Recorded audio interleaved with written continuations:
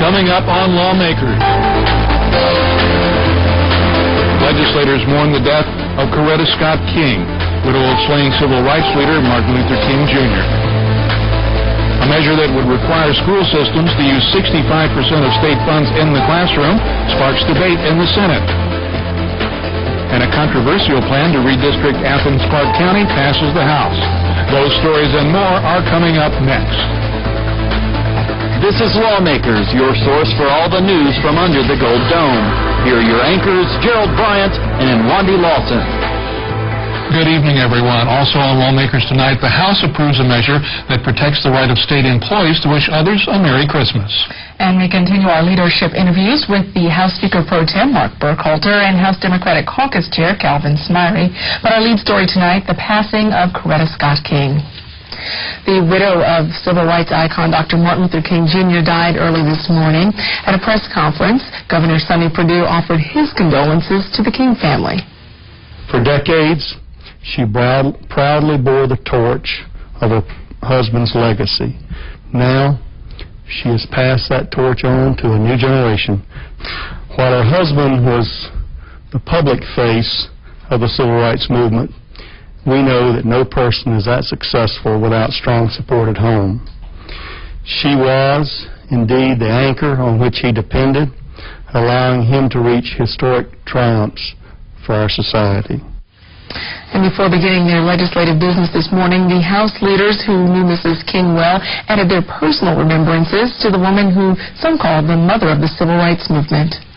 This morning, as I come to you, colleagues, I just want to say that this is a woman who certainly, in her own right, will be placed on the same mantle with her husband in terms of her global impact. I had the honor of representing Miss Coretta Scott King due to the fact she lived with the least of us, and she lived in Vine City.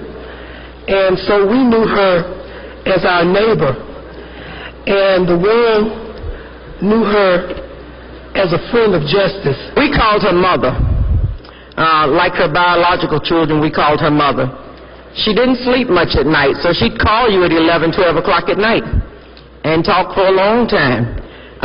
She felt like that watermelon and certain fruits had healing powers. So if you were in the hospital, she'd bring you stuff, and the hospital staff would keep it in the refrigerator for you. She had a very gentle spirit, but she was also a woman on a mission.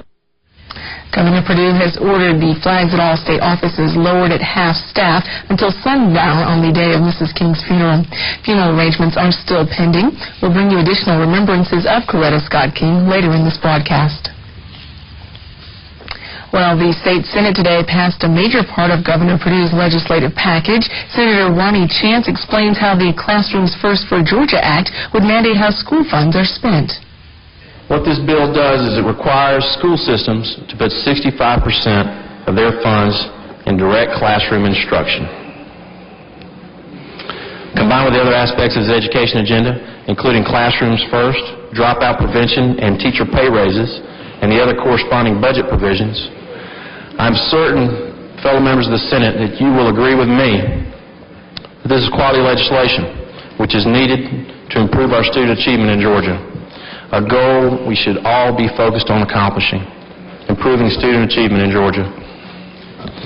The bill, quite simply, requires local school systems to spend at least 65% of their total operational school system budget, including state, local, and federal funds, on classroom expenditures as defined by the National Center for Education Statistics.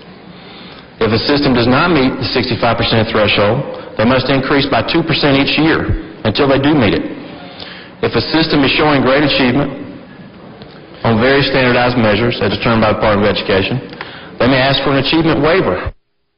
Democrats had many objections to the bill, saying media specialists should be included in the 65% requirement, and they said it would be more important to mandate minimum class size, something done during the administration of Democrat Governor Roy Barnes.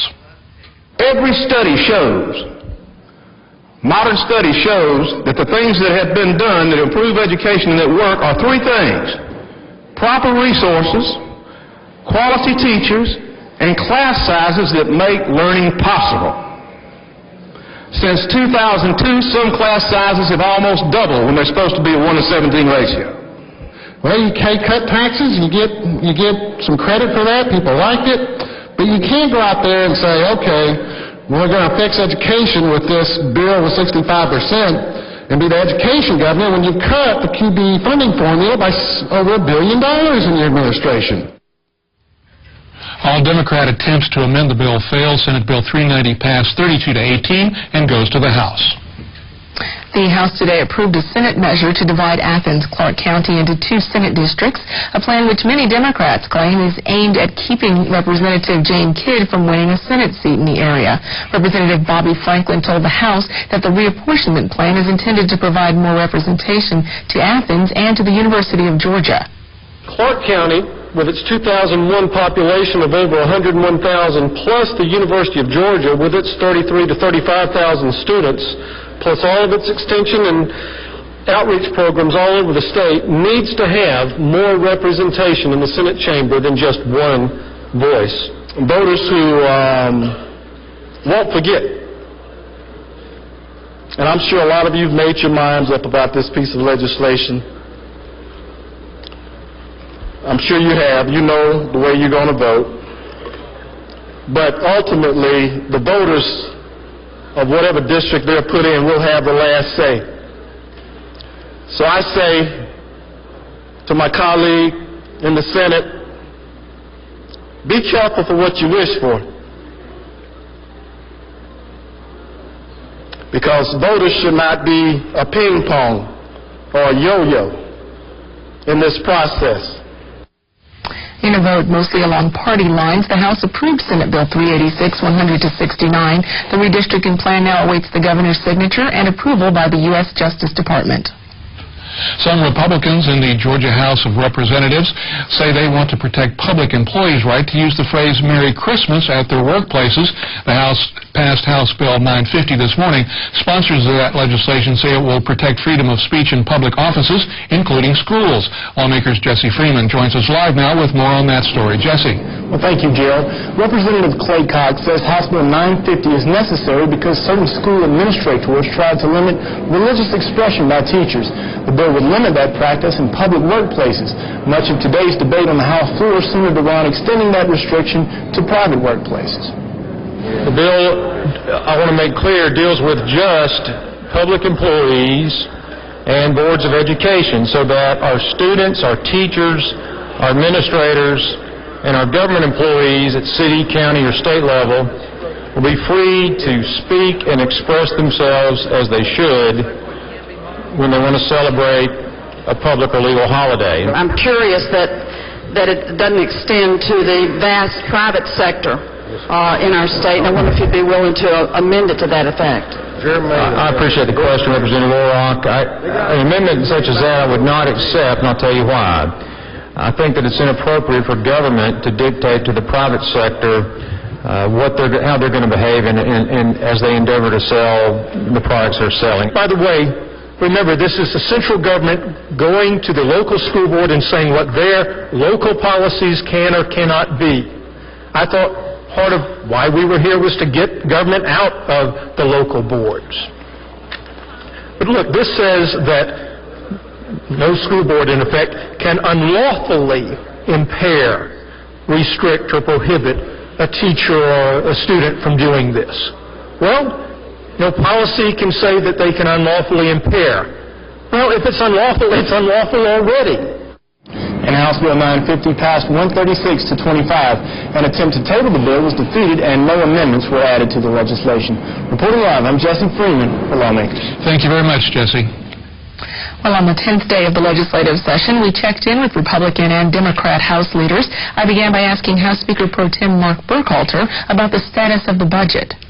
We plan on voting on the amended budget, which is the 06 amended budget, as we call it, this Friday morning, and hope to have that over to the Senate next week. The 07 we're having hearings on, getting ready to start our hearings on that the governor's proposed. And we believe it's a very positive budget this year.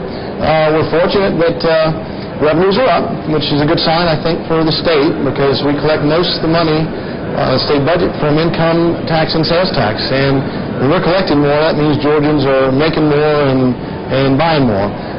So it's a positive sign, but with that comes some additional monies we have to make hard decisions on how we prioritize those monies towards existing state programs and also refunding it to the taxpayers. But it's coming along.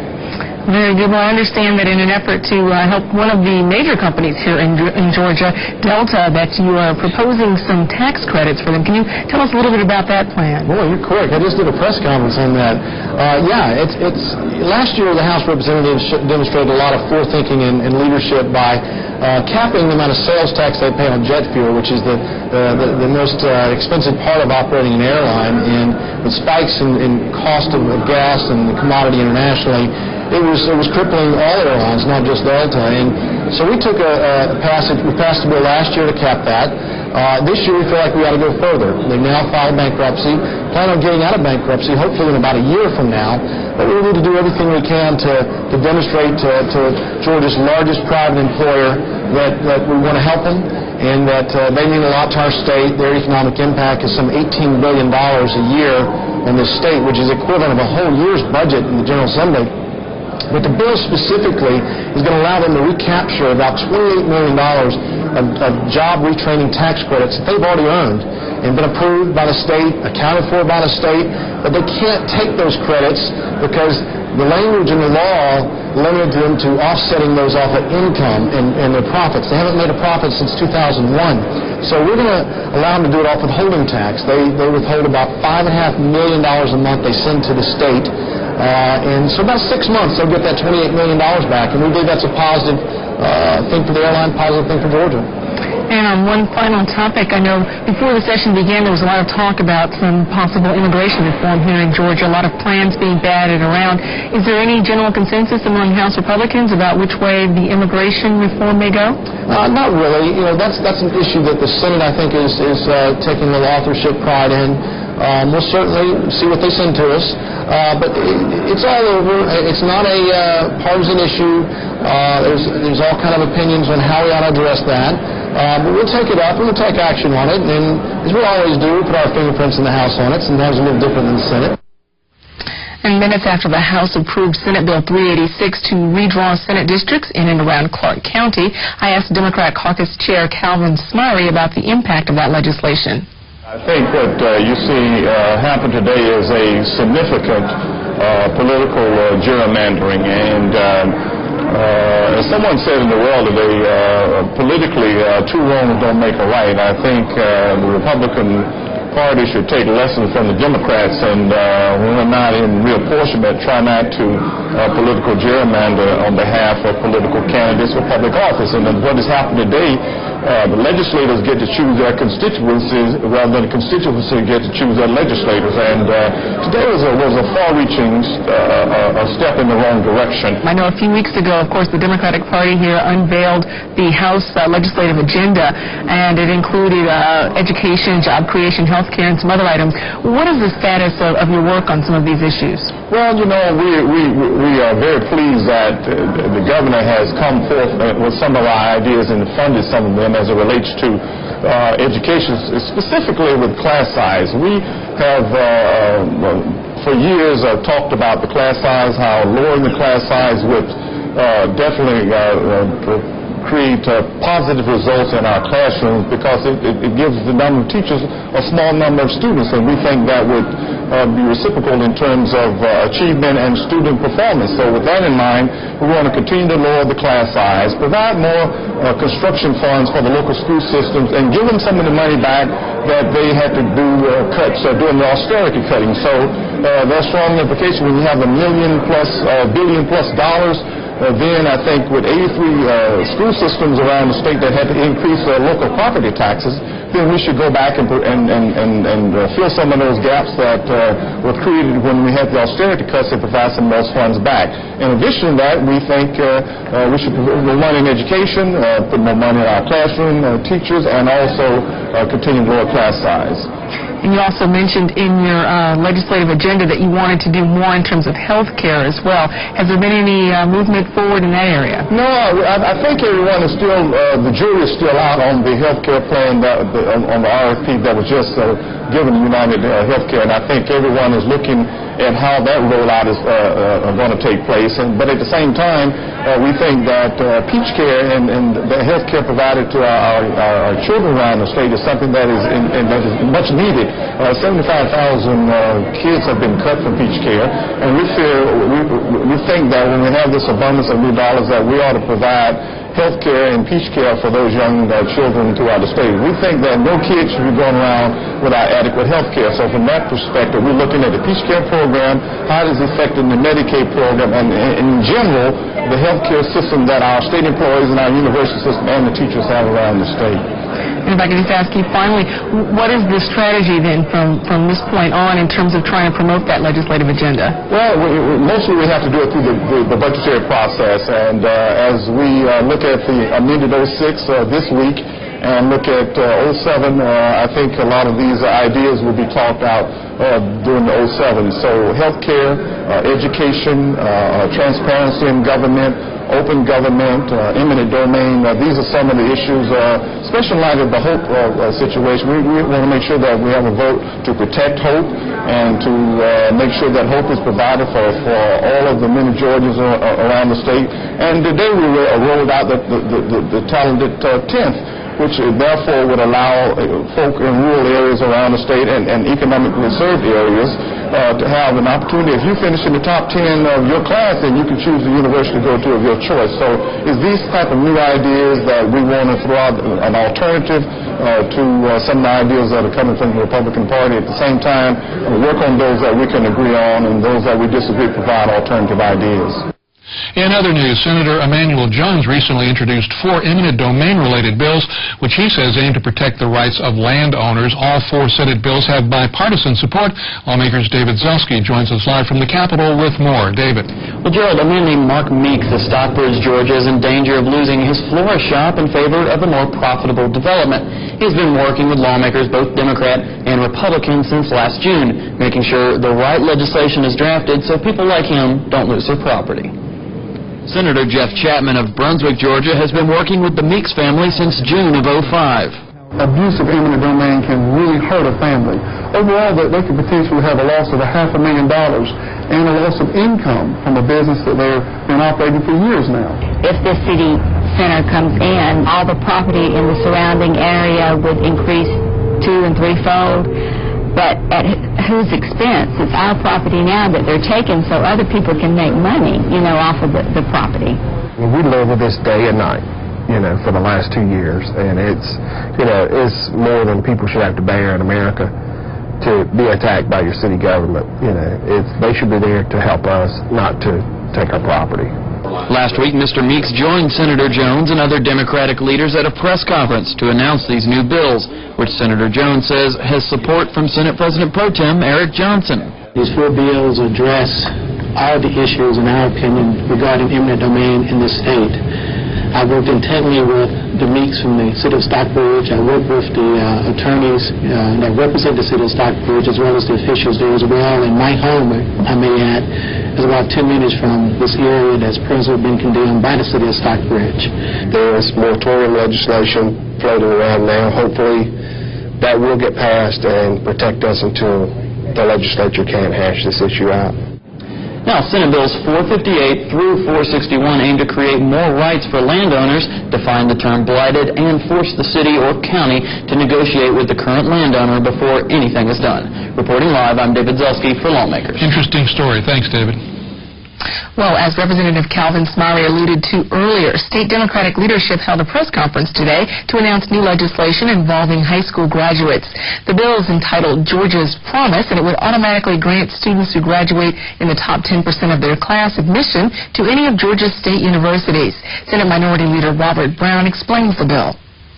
Georgia's Promise is an effort on our part to offer an opportunity for the top 10% of graduating students in all of Georgia's high schools to attend the college or university of their choice within the state of Georgia. We think that this is an opportunity for us to show to these young people that if they work hard, they can have an opportunity to go to one of the best schools or one of the best university systems in the nation and have the choice of school that they would like to go to within our state. We think this is an excellent program to encourage students, especially students in some of our rural areas, to work really hard so they can get into any of these colleges that they would like to go to. Senator Brown added that he believes this bill won't be a partisan issue and should be accepted by the governor and Senate Republicans. We return now to Capitol Hill reaction to the death of Coretta Scott King. In the state Senate today, a resolution was passed to honor Mrs. King and her legacy. Here's some of the comments made on the Senate floor. She lived a life as a shining example of holding a family together under very trying and difficult circumstances. She was a beacon of hope for many young men and women throughout this country. She gave an example of how to endure suffering with dignity. This lady, she was composed, dignified, and most of all, she was a lady who had a lot of courage, a lot of dignity, and certainly we're a better country, a better state, and a better world for having known Coretta Scott King. She, in my opinion, was a woman sent by God to the late Reverend Dr. Martin Luther King, Jr. to be his helpmate. She was aligned with God's will. She served his dream. She raised the children, and she made sure that his untimely death, that dream and that march towards civil rights and equal rights for America and for the world continued on, and we honor her life today and commiserate with the family for her loss. Thank you. Thank you, Mr. President. We would ask now that the Senate stand. I'll lead you in a moment of silent prayer for Mrs. King, asking that the Lord welcome her soul in the gates of heaven. Let's pray.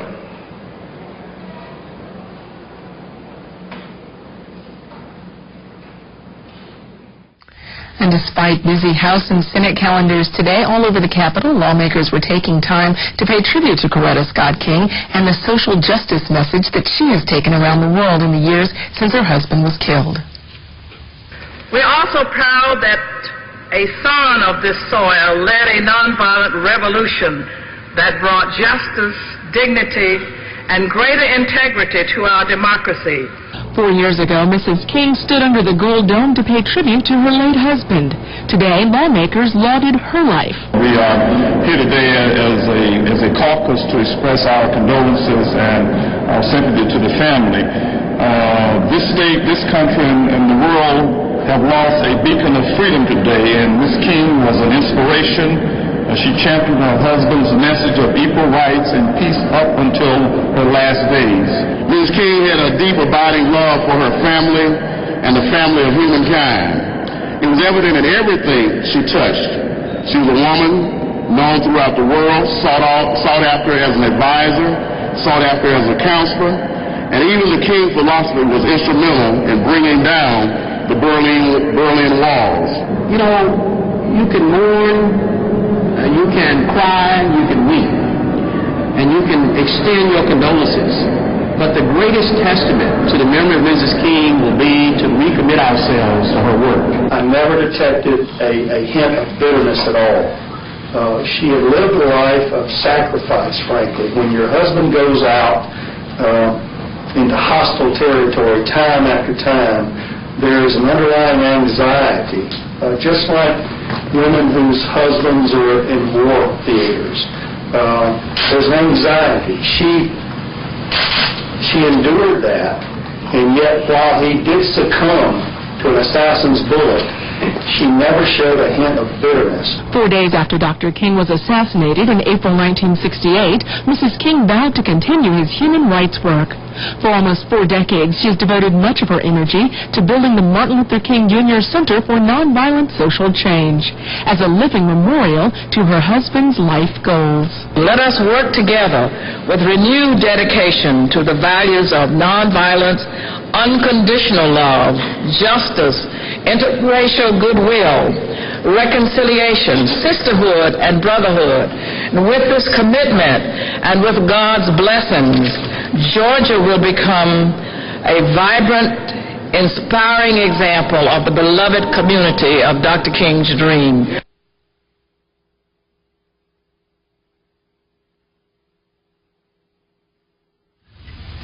Well, in other news, today Senator Greg Goggins held a press conference to unveil a new license plate that would promote agricultural education in Georgia. Letitia Jeter has that story. Senator Goggins, a member of the Agriculture and Consumer Affairs Committee, believes that this license plate will allow automobile owners to support agriculture, the oldest and largest industry in Georgia. For each $25 custom tag purchase, $10 will go to the 4-H Club and Future Farmers of America. Georgia has an economy of a little over $550 billion, and of that, agriculture accounts for over $50 billion of that. And we want to make sure that all Georgians recognize how important agriculture is, how important agribusiness is, and as well as agriculture education. So today we're going to be unveiling and discussing our new agriculture tag. And I hope everyone thinks that it's beautiful. It looks really good to me. Governor's Honors students and children around Georgia designed the tag. Governor's Honors Program and children throughout the state of Georgia worked on this, and when they are up and down the highway for the future, it pleases my heart to say, you know, they had a part in this. And most of all, the money will go to 4-H and FFA, and that's the future of our agriculture. If the Senate and the House approve the new tag, Georgians will then vote in a referendum to determine if funds should be allocated to the 4-H Club or the FFA. Reporting for Lawmakers, I'm Letitia Jeter. Well, it felt more like a symphony today in the Capitol. Lawmakers could hear the sounds of cellos, flutes, and drums echoing in the rotunda. Lawmakers had a front row seat for this story, and Craig Whitley has more. Was in the air today as Macon's Central High School Orchestra and Gilmer County's Middle School Band performed for lawmakers at the state capitol. I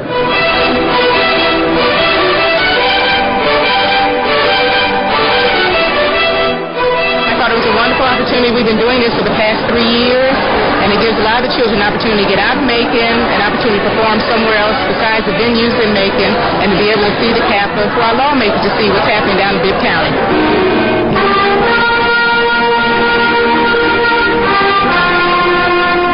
History lesson. We came down to perform for the people here, but we also learned a good deal of history, state history, that the kids have a chance to study each day in class. Now they get to see it hands-on, so it's been a tremendous opportunity for us. It was a great time, really. You know, we got to tour the place. We got our picture with the governor, which is something you're not going to do every day. We just had overall a good time. It was good.